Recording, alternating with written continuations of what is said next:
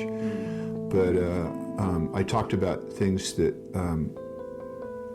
aggravated me, essentially, and sounded off about them.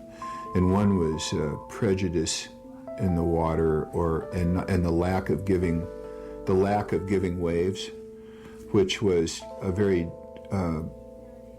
I like to think that in the Hawaiian culture of aloha, giving waves was like part of being confident about yourself, and the greater a surfer you were, the more you gave away instead of taking. And that in our culture, giving instead of taking is the important thing. And so, and there's a kind of a human, the presence of greed is kind of a human illness in the nature of man.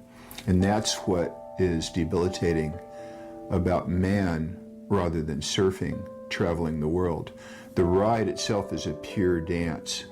When it's encumbered with the good and bad things of man as they carry it around with them and look for it and conduct it, then that becomes a problem. So surfing itself, I don't think, is any problem. Riding waves is not a problem. Crowding, that means you have to ride fewer waves and give and allow others. Ultimately, the ability to ride waves is probably a finite resource, and it needs to be shared with more and more people. So as long as you're willing to share, it's okay. But I think man is basically still in the dark ages of his evolution. Towards what destiny, I'm not sure. The one that Leary painted is a comforting one, if that were to come true.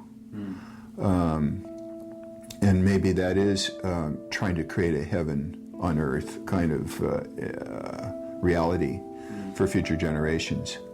But certainly,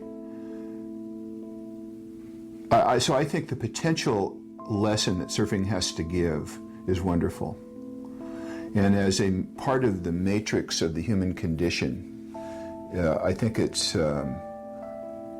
has a very nice role as a balancing component in things that people discover to do to give their life meaning.